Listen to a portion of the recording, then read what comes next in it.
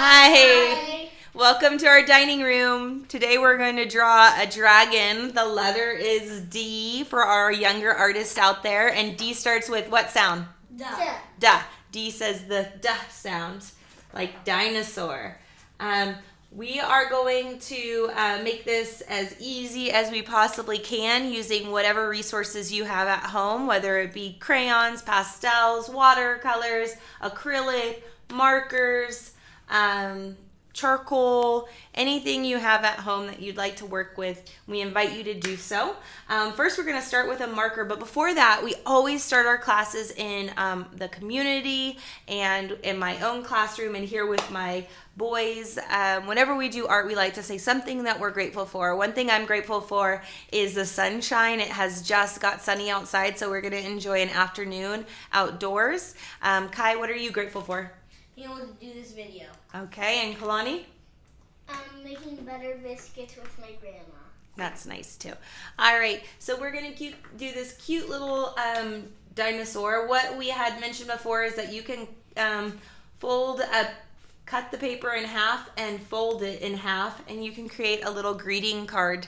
After 26 days of doing these activities, you're going to have a big portfolio of fun art, and if you start doing it now on smaller paper, you would have numerous cards, greeting cards. So that's just an idea. That's why that's a smaller version. But we're going to go ahead and do step by step. So what I'm going to do first is I'm just going to do in the middle of the page on the left hand side because I want enough room for his tail. So middle of the page on the left, I'm going to do his head, and the first thing I'm going to do for his head is do a smiley face. Just the mouth is going to be a smiley face, just like that. And then I'm going to do the two teeth or the fangs, upside down triangles. And then after that, I'm going to connect the two. Let me get this a little bit closer so you can see. I'm going to connect underneath. And then after that, I'm going to do a floppy ear coming off, and it's like a floppy dog ear or a petal on a flower. So I'm going to go out and around, and I'm going to do the same thing on the other side, out and around, and get fun with this because it is a little dragon or dinosaur. Get creative. From there, I'm going to do my eyeballs. So I'm going to leave a little bit of room for the head. So I'm going to do a little line, and then I'm going to do an eyeball. And then I'm going to do the same thing over here, a circle for the eye. And then I'm going to put the pupil in, which is a small circle. And then from there, I'm going to do, in the middle of the two eyes, I'm going to do a small triangle for his horn. And then I'm going to connect the eyeballs to it. And then after that, I'm going to do his two nostrils, which are directly underneath his eyeballs, his pupils, and in a bit. And those are just two ovals or circles, depending on what look you want to go for. And then after that, I'm going to do his tail and his back.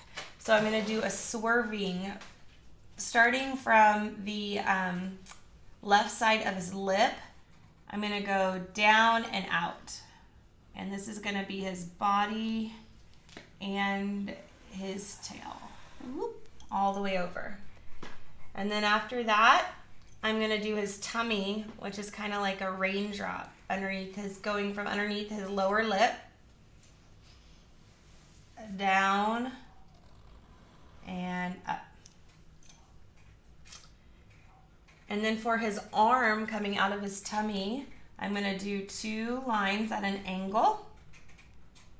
And then I'm going to do webbing like a duck's foot, which are 3 triangles. And I'm going to do the same thing in between his back and his tummy mark. 2 straight parallel lines. And then I'm going to go out and do 3 triangles for his fingers. And then for his tail, the bottom, I'm going to go straight from the bottom of the raindrop or of the tummy, the upside down raindrop.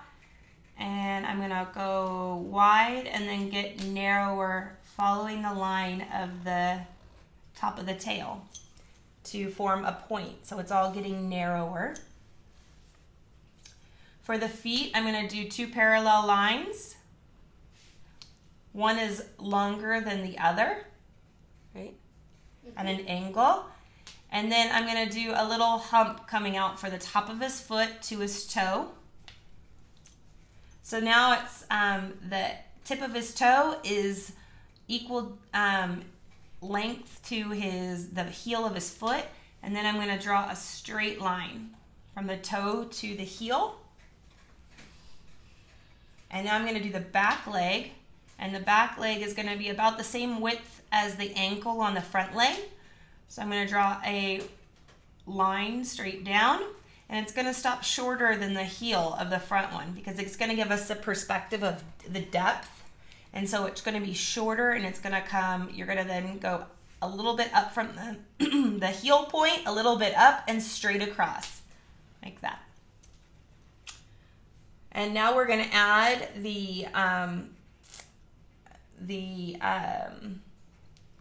triangle shape on his back, a whole bunch of different ones, different sizes for his spikes. Thanks, Kai, for his spikes.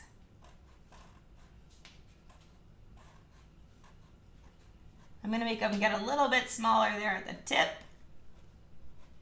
And then we're going to do his scales. And his scales are just a whole bunch of mouth parts of the happy face, right?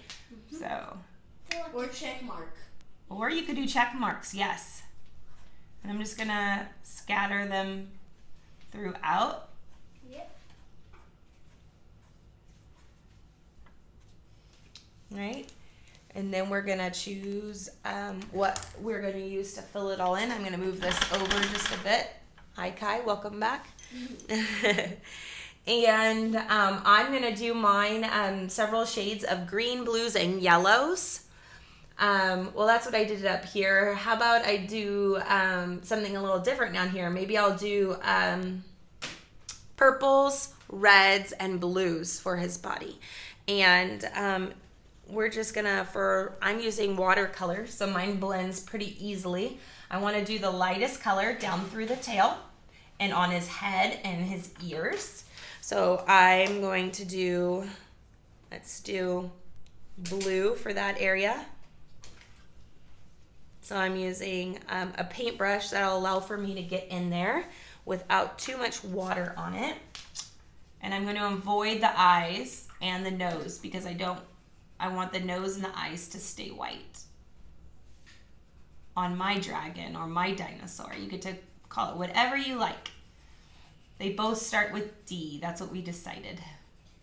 Can you draw fire coming out of his mouth? Ooh, fire coming out of his mouth. That sounds awesome. So there's his blue head. I'm going to make his lower chin a lighter blue and his ears a lighter blue.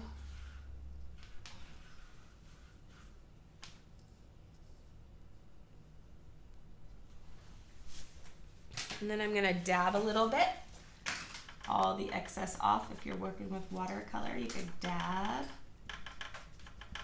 And I like how it looks when the paint kind of comes off outside of the lines a little bit.